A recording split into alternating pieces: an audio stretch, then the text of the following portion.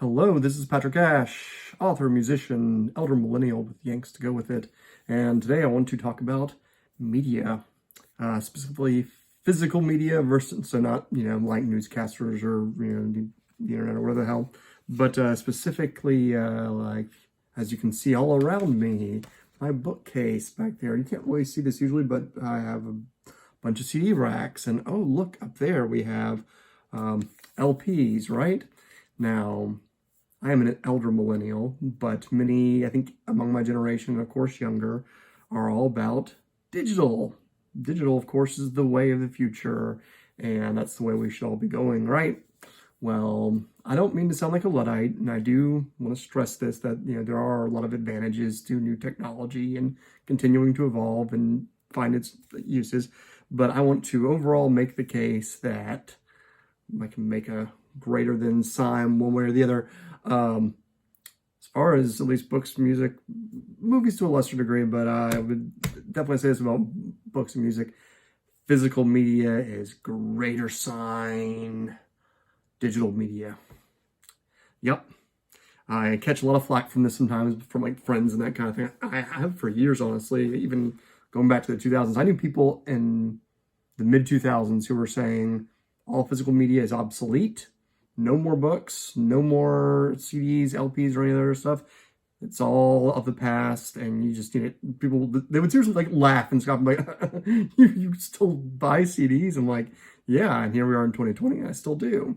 So some of you out there, either you agree with me and we're copacetic, or I bet many people would hear this and say, what the hell are you talking about, dude? Like, are you just nostalgic, stuck in the past or whatever? And I would say, no, my rationale is that I'm not stuck in the past. There are, I think, a lot of advantages. Now, I say greater than, ultimately, there are different advantages and disadvantages. And so it's, I think, technology in general, digital stuff. I think I said in my other video, it's kind of like the Wizard of Oz. It's like, the great and powerful Oz. Is technology and digital stuff in general, but I do think there are issues and things that people don't talk about very often that to me is kind of like a big, well, this is why it's good to have options, and this is why digital isn't be all end all, and because it's a logical fallacy that because something is new.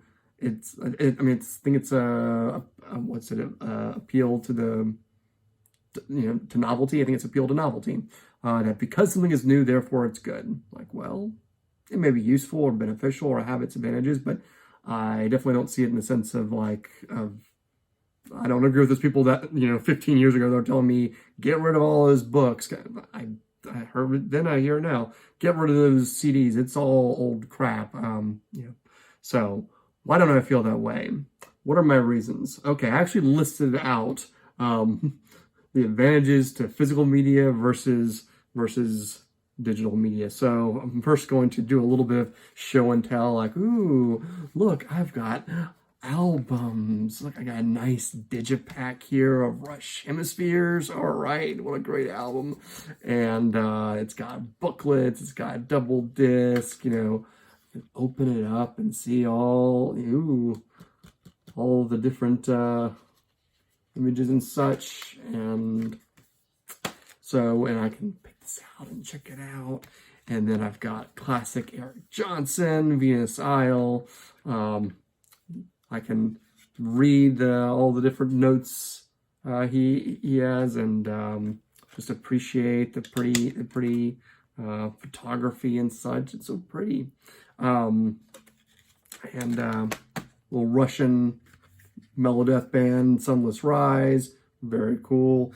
Some people don't like digipacks. I often do. Like, they wear out quick for sure, but I like that there's at least takes up a little bit less space. It's a little more sleek. They kind of easily fit in and out of the rack, whereas the old jewel cases kind of get stuck more often.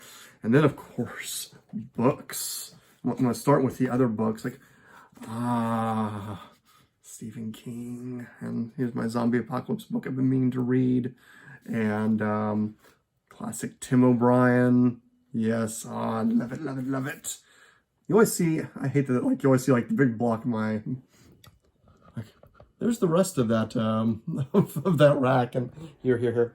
There's there are all my albums over there, so you can get a good look at my physical media. That is something on the order of, I think, about 500 CDs, and I think I have like 400 books, something like that, but I also share it with my spouse. So anyway, so all sorts of cool books over here on my desk, and of course, gonna promote my stuff here. My books. Check out my novel, Upon This Pale Hill. Hooray, hooray, hooray. Talking about it in other videos. Check out my poetry book. All right, so I'm just reveling in physical media. Why? Because I'm about to list out why, given the two options, I usually go for physical. Well, here, let me start out with the advantages to digital. So I got 2 for digital, I got 5 for physical, okay? So what are the benefits of digital media? Storage convenience, for sure. I mean, where's my little MP3 player for doing yard work? Oh, I can store so many songs. Actually, this one doesn't store, it's like 100 songs or something. You can store so many songs. Of course, if they're big, the high quality files, then they're going to take up lots of space. And so anyway, so I can store a bunch of music right here. All right. And of course, it's more environmental. You can say, hey, if you're caring about the environment, it takes, you're going to be doing a number on trees and making little plastic cases and such. Fair points. So there are those 2 points on the side of digital. All right. What are my 5 reasons? My 5 reasons as to why physical is my preferred media. All right. Number 1, I've already kind of pointed out, and that is it engages multiple senses. It's tactile. It's visual. I can look at the pictures. I can read the notes. While listening to the music. It's more ways, I think, for the artist to engage with the audience, even with a physical book.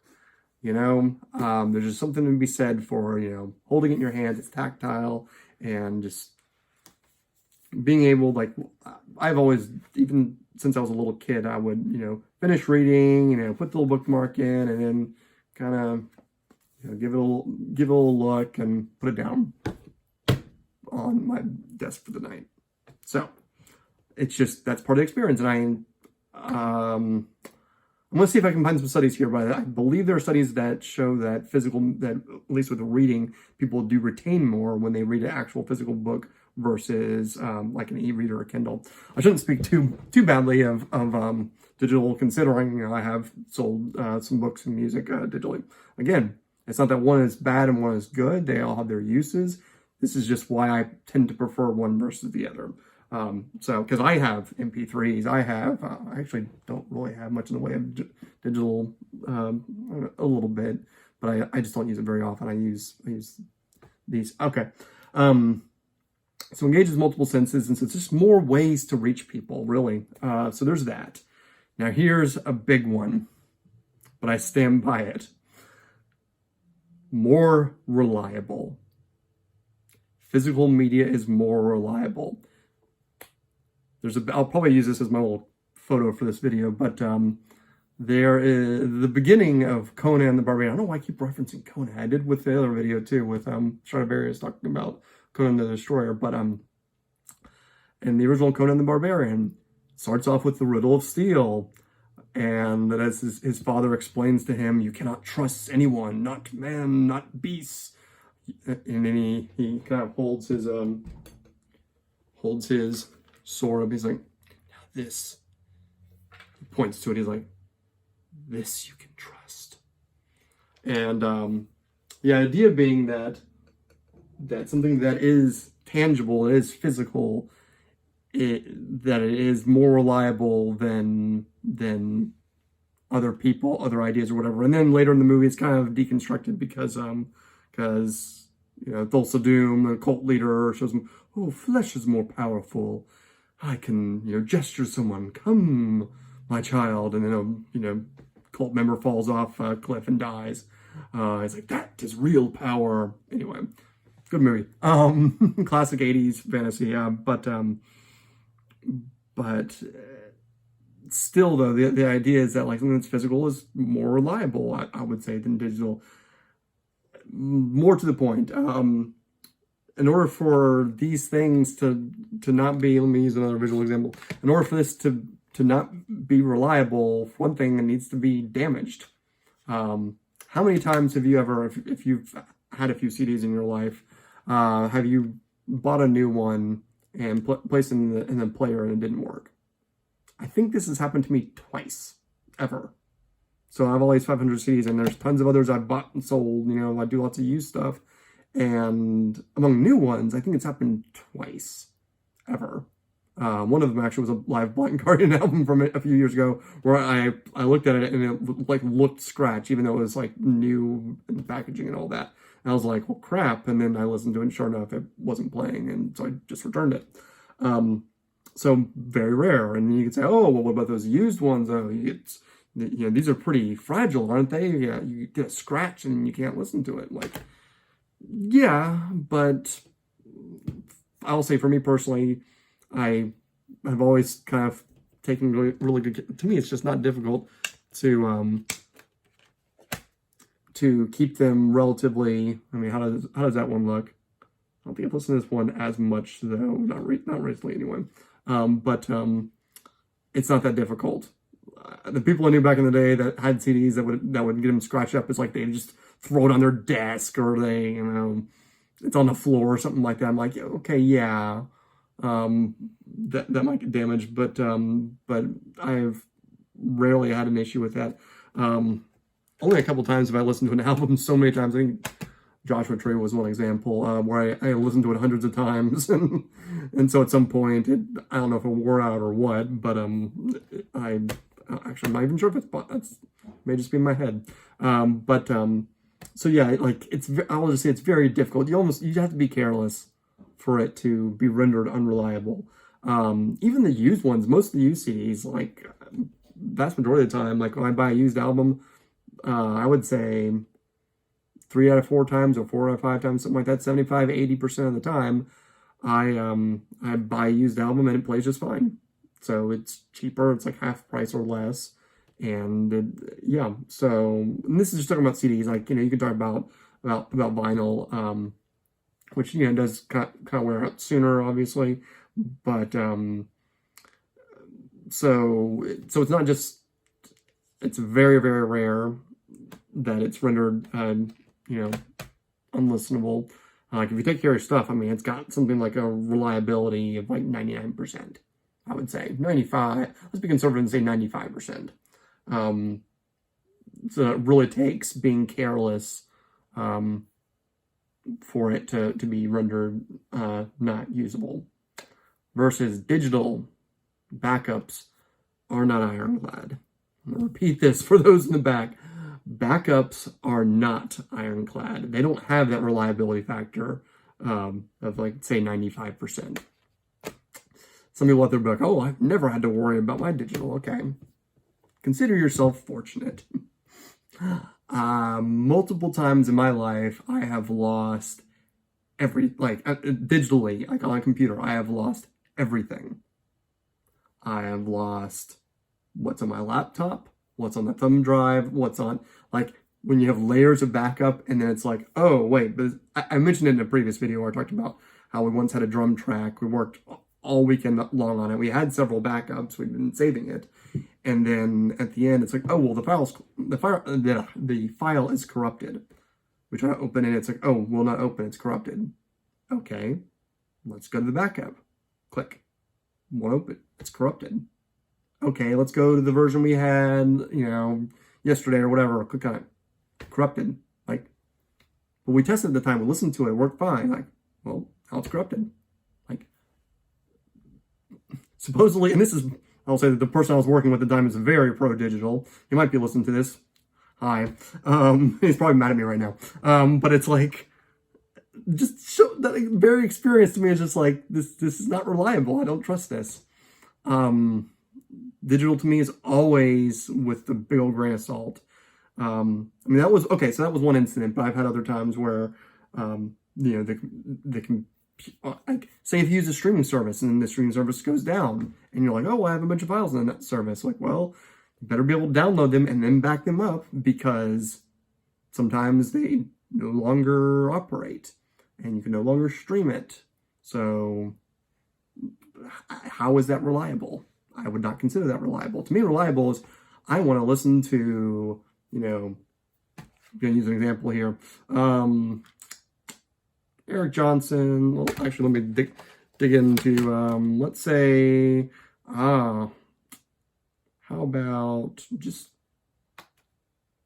I want to listen to a live version of, I don't know. I keep thinking of things like, well, I don't want people to get too opinionated about this or whatever. So yeah, let's say Eric Johnson, Manhattan, classic guitar track, Manhattan. Do, do, do, do, do. Very pretty song. So if I want to listen to it, I can just pop this into a disc player, whether it's my computer or the car or whatever CD player we've got in the other room. And I hit play, and 95% of the time it plays. 95, 99. I mean, really, it's more realistically more like 99%, in my experience. So, whereas digital, I mean, maybe you would say, oh, well, I can listen to 99 of 100 songs and not having a problem. But are you also factoring when it crashes or when it goes down and you can listen to nothing? Because that for sure happens. If you have anything that's based upon the internet and the internet goes down, that's it. You cannot listen to it. Or if it's in your computer dies. Or maybe you backed up some of it, but not all of it. Then you also have to factor in the time it takes for you to go and make sure that you've backed everything up. So anyway, you get the picture. I do not consider that reliable. So feel free to try to argue it with me. So this goes into the third point here, which is you actually own it. This is actually my possession. Eric Johnson himself cannot come to my house and say, hey, can I have my album back? I'm like, well, I bought it, so this is mine. You'd have to pay me for it. Maybe because it's actually Eric Johnson, I'd trade him for, an autograph or something. I don't know. But it's not borrowed, it's not rented, it's not streamed. You have greater control over it. There's an X factor there of knowing that it's my, like, I'll even use my own book. This is my copy of my own book. However, someone else buys the book and it's now their possession. They can choose to keep it. They can choose to sell it. Maybe I'll shed a tear or whatever, but that means somebody else gets to have it. So I guess I'm happy about that. But it's not up to me, even if I wrote it and sold it and all that stuff. It's just, we've been selling, bartering, trading or whatever since, dawn of civilization. But with digital, it's like, oh, license agreement. Oh, you don't really own it. You're renting it. You're streaming it. Usually it's in somewhere in like the, like you scroll through the big agreement and it's like, well, it's not really yours. We're just letting you use it. So it's like a glorified video rental service. And oftentimes you pay just as much. You pay $4 or $5 for a rental. And it's like, oh, you can buy it for $4 or $5 off of eBay. Anyway, so yeah, you actually own it. You can control it. Okay. This is going to be somewhat consider this controversial or whatever, but it's better quality. Now, before anyone gives me those angry comments, which again, as I often say, I'd be happy to have any comments right now. But it's like, yes, the high quality digital files are in terms of quality indistinguishable from, because this is actually taken straight from the source, from the master recordings, and thus you can perceive no higher quality. Same thing goes with the highest quality FLAC and lossless files. So you can say, oh, see, digital can be just as good. So you can't even make that point that it's better quality. Yeah, well, part of the issue there is that they are the big files, so they are huge and take up lots of space. And so you will also have to be intentional when you download it, buy it, rent it, or whatever it is that you do, that you make sure you get that higher quality digital file, because if you just get good old-fashioned MP3s, there is for sure a perceptible difference in quality. I've had this happen to me many times where I don't think you need to be audiophile, with even my, Sennheisers or whatever else you use. And I think most people can hear the difference between a common MP3 file, the most typical, the most widely used type of digital files, versus a high quality, because but you might come back and say, well, yeah, of course, there's cheaper ones, but I only use the highest quality ones. Well, a lot of places don't. A lot of times you get the MP3 or buy it, that's what you're getting. You're getting the MP3. You're getting they compress the actual, they compress the actual track so that it can easily be downloaded and quickly downloaded.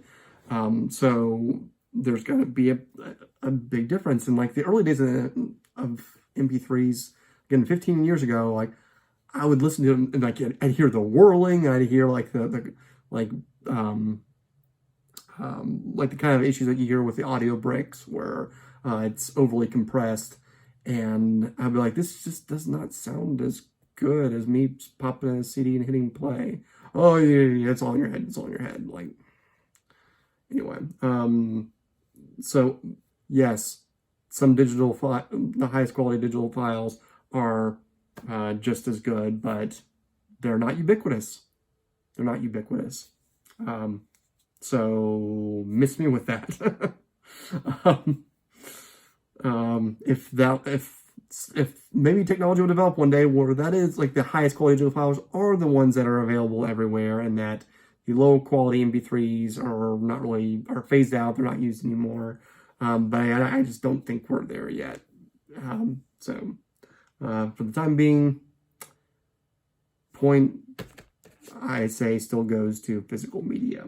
All right, my fifth point is it's easier to peruse. As I was showing earlier, I could, if I want to look over at my bookcase, I can say, what do I want to read today? And I can start far away, and then I can say zoom in. What do I want to read? Maybe, Nietzschean stuff or Halo, or you're probably all judging me at this point, but or on my albums, I can step back and say, do I want to read or listen to some metal, or maybe go into some world music, classical, Leonard Cohen, all-time great. I could step back, I can step forward. Point being, I can peruse it however I choose, from genres to specifics, to bands, to authors, to all sorts of stuff.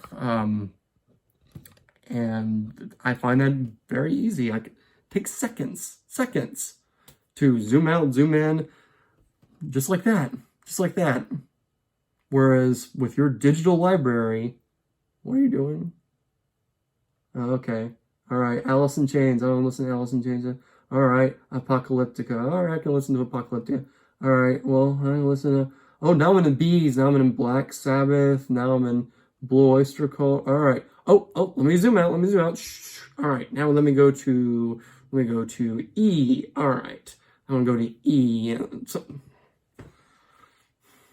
that's just one little part of it, when it takes me seconds to say, I'm in the mood for this and this, I want to listen to this and this. Or, never mind, let's also include, I haven't heard this album in a while. It's that much, to me, that ease factor. I mean, it's both easier, and it's like, I may not be sure what I want to listen to right now or read right now. I often, with my books, I'll just sit there. You saw how many I had stacked up on the shelves. I'll just pick them like, oh, that's cool. All right. And so it encourages kind of like this free-flowing mindset, rather than scrolling through the files.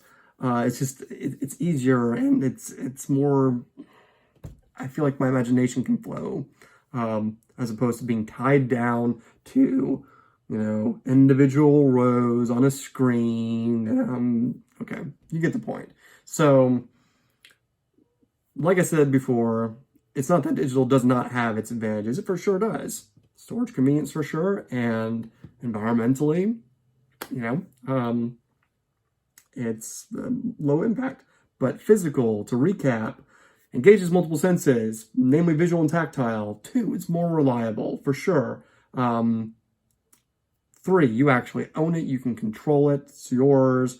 4, higher quality in most cases, in most regards. You don't have to worry about, losing things. You don't have to worry about things crashing. And 5, it's easier to peruse. Let me know what you think. Thank you. Like, subscribe, share, all that stuff.